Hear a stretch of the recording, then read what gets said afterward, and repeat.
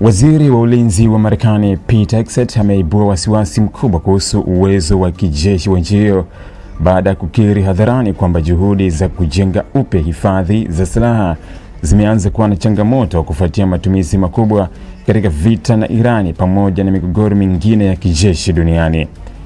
Akizungumza mbele ya wajumbe wa bunge la Marekani katika kikao rasmi cha kusikiliza hoja za kiusalama, alisema wazi kwamba kurejesha kiwango cha awali cha hifadhi za silaha hakutakuwa jambo la haraka, bali ni mchakato utakaoweza kuchukua muda mrefu, kuanzia miezi kadhaa hadi miaka, kulingana na aina silaha zinazohusika.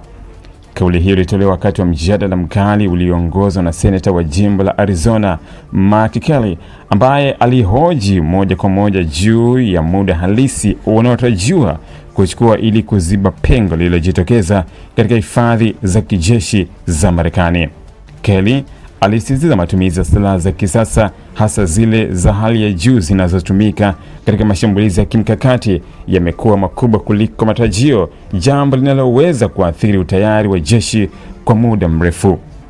Kwa mujibu wa Hegseth, alieleza kuwa sehemu kubwa ya silaha zinazotumika hivi sasa ni zile za kisasa zaidi katika ghala la kijeshi la Marekani, ikiwa ni pamoja na makombora ya hali ya juu, mifumo ya ulinzi wa anga na vifaa vya kushambulia kwa usahihi mkubwa.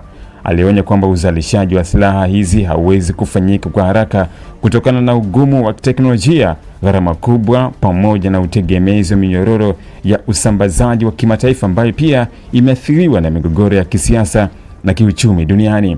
Mashambulizi mengi tunayoshuhudia yanategemea silaha zetu bora kabisa. Tatizo ni kwamba tunazitumia kwa kiwango kikubwa na kuzizalisha upya si jambo la mara moja, alisema kwa msisitizo, akionyesha wazi kwa Marekani inalazimika kufanya maamuzi magumu ya kuendelea kushiriki kikamilifu katika migogoro ya kimataifa au kuhifadhi nguvu zake za kijeshi kwa muda mrefu. Kwa upande wake, Senator Kelly alieleza kuwa hata nyaraka za bajeti zilizowasilishwa na Wizara ya Ulinzi zinaonyesha wazi uwepo wa tatizo hilo, huku akitaka uwepo wa ratiba maalum na ya wazi kuhusu lini mifumo hiyo ya silaha itarejeshwa katika kiwango kinachokubalika. Alionya kuwa bila mpango thabiti, Marekani inaweza kujikuta katika hali ya udhaifu wa kijeshi endapo itakabiliwa na vita vingine vikubwa kwa wakati mmoja. Hegseth hakutoa ratiba kamili ya muda, lakini alisisitiza kuwa mchakato wa kujenga upya hifadhi hizo utategemea mambo kadhaa muhimu, ikiwa ni pamoja na kasi ya uzalishaji wa viwanda vya kijeshi, upatikanaji wa rasilimali muhimu kama metali adimu, pamoja na vipaumbele vya kisera vinavyowekwa na serikali ya Donald Trump. Aidha, aligusia umuhimu wa kushirikiana na washirika wa kimataifa ili kuongeza uzalishaji na kupunguza mzigo kwa Marekani peke yake. Kauli hizi zinakuja kwenye kipindi ambacho mvutano wa kijeshi kati ya Marekani, Irani na washirika wao umeendelea kuwa mkubwa, huku wachambuzi wa masuala ya ulinzi wakionya kuwa matumizi makubwa ya silaha katika vita vya kisasa yanaweza kuathiri kwa kiasi kikubwa uwezo wa nchi yoyote kudumisha akiba ya kutosha ya kijeshi kwa muda mrefu. Wataalamu wanaonya kuwa changamoto si tu ya Marekani pekee, bali ni tatizo la kimfumo linalokabili mataifa mengi yenye nguvu za kijeshi duniani.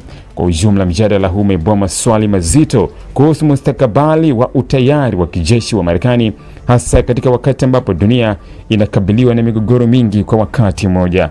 Ingawa Marekani bado ina uwezo mkubwa wa kijeshi, kauli ya waziri inaonyesha wazi kuwa hata nguvu kubwa kama hiyo haiwezi kuepuka athari za matumizi makubwa ya rasilimali za vita bila kuwa na mkakati wa muda mrefu wa uzalishaji na uhifadhi. Ili kuwa mwanafamilia bora wa Global TV, usisahau kusubscribe, like, kushare na kucomment. Baada ya kusubscribe, bonyeza alama ya kengele ili kupata taarifa kwa kila video inayopanda Global TV Online.